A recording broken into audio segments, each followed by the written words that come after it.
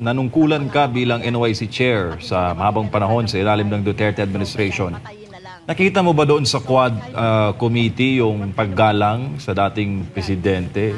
Considering his age, 79, inusisa ng 13 to 14 hours, nag-start na 9:30 ng umaga, nakakain yata yung dating presidente, mag-aalas 6 na ng gabi kasi nga walang gana.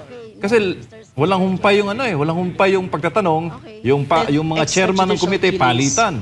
Siya, walang substitution sa pagtatanong. Nakita mo ba doon, Chairman, yung paggalang sa dating presidente na dapat sana ay pinaparangalan dahil naitawid niya yung bansa sa isa po sa mga pinakamabigat na hamon, yung COVID-19 pandemic. Duterte. Dahil pulisiya niyo rin tama yan, yan ang ating pinupunto dyan. Meron kang isang matandang Pilipino, ibinoto ng sambayan ng Pilipino para tumulong sa pagdurog sa mga durugista, kriminal at NPA na terorista. Yun ang extra effort niya ng 6 na taon maliban sa pagpapatakbo sa gobyerno sa lahat ng departamento.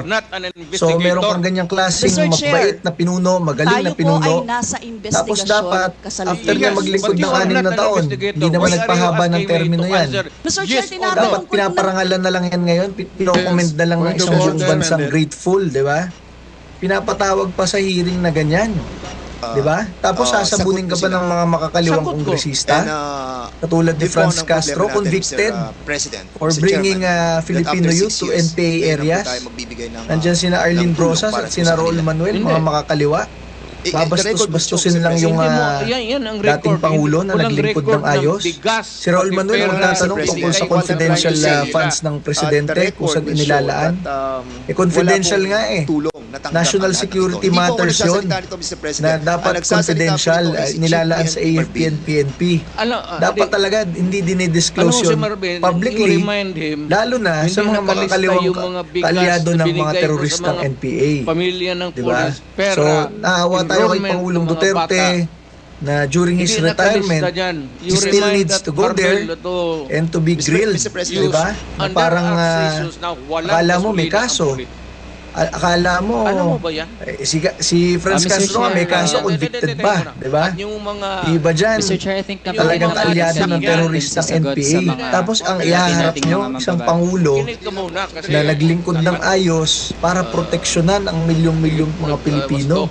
Kaya nga po sinasabi ko dyan, kahit na ginisa si Pangulong Duterte ng 12 oras ng mga makakaliwang kongresista, ng ibang mga kongresista, kahit nagbalimbingan na lahat ng ibang mga kongresista, dati kakampi, ngayon talagang ginigisa ang Pangulong Rodrigo Duterte. Tayo sa Duterte Youth Party List, naninindigan tayo. Sabi ko nga sa post ko, baka kayo hindi kayang sumalo ng bala ng mga staff ninyo para sa inyo. Kami, sa Duterte Youth Party List, handa kami mamatay para sa paninindigan namin kay Pangulong Rodrigo Duterte. At ganyan rin ang milyong-milyong Pilipino na nagmamahal sa kanya bilang ama ng bayan, bilang aming Tatay Digong. Chairman, nanungkulan ka bilang NYC Chair sa mahabang panahon sa ilalim ng Duterte administration. Nakita mo ba doon sa Quad Committee yung paggalang sa dating presidente? Considering his age, 79, inusisa ng 13 to 14 hours, nag-start na 9:30 ng umaga, nakakain yata yung dating presidente, mag-aalas 6 na ng gabi kasi nga walang gana. Kasi walang humpay yung walang humpay yung pagtatanong, yung mga chairman ng komite palitan. Siya, walang substitution sa pagtatanong. Nakita mo ba doon, Chairman, yung paggalang sa dating presidente na dapat sana ay pinaparangalan dahil naitawid niya yung bansa sa isa po sa mga pinakamabigat na hamon, yung COVID-19 pandemic. So what kind of thinking? Tama kayo dyan. Yan ang ating pinupunto dyan. Meron kang isang matandang Pilipino, ibinoto ng sambayan ng Pilipino para tumulong sa pagdurog sa mga durugista, kriminal at NPA na terorista. Yan ang extra effort niya ng 6 na taon maliban sa pagpapatakbo sa gobyerno sa lahat ng departamento. So meron kang ganyang klaseng mabait na pinuno, magaling na pinuno.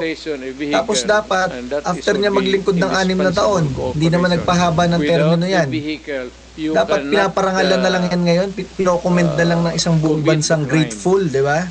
Thank you, Mr. Pinapatawag President, pa sa hearing na ganyan.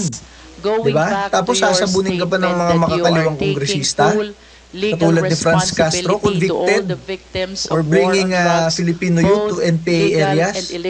Nandyan sina Arlene Brosas at sina Raul Manuel, mga makakaliwa. Babastos-bastusin lang yung dating Pangulo na naglingkod ng ayos. Si Raul Manuel magtatanong tungkol sa confidential funds ng Presidente kung saan inilalaan. Confidential nga eh. National security matters yun na dapat confidential nilalaan sa AFP and PNP. Dapat talaga hindi dinidisclose yun publicly, lalo na sa mga makakaliwang kaalyado ng mga teroristang NPA. Diba? So, naawa tayo kay Pangulong Duterte na during his retirement, he still needs to go there and to be grilled, di ba? Na parang akala mo may kaso. Akala mo si Franz Castro may kaso, convicted pa, di ba? Iba dyan, talagang kaalyado ng teroristang NPA. Tapos ang ihaharap nyo, isang Pangulo na naglingkod ng ayos para proteksyonan ang milyong-milyong mga Pilipino. Kaya nga po sinasabi ko dyan, kahit na ginisa si Pangulong Duterte ng 12 oras, ang mga makakaliwang kongresista, ng ibang mga kongresista, kahit nagbalimbingan na lahat ng ibang mga kongresista, dati kakampi, ngayon talagang ginigisa ang Pangulong Rodrigo Duterte. Tayo sa Duterte Youth Party List, naninindigan tayo. Sabi ko nga sa post ko, baka kayo hindi kayang sumalo ng bala ng mga staff ninyo para sa inyo. Kami, sa Duterte Youth Party List, handa kaming mamatay para sa paninindigan namin kay Pangulong Rodrigo Duterte at ganyan rin yung milyong Pilipino na nagmamahal sa kanya bilang ama ng bayan, bilang aming Tatay Digong. Hindi niya alam kung sino inaalis po bilang NYC chair sa habang panahon sa ilalim ng Duterte administration. Nakita mo ba doon sa Quad Committee yung paggalang sa dating presidente?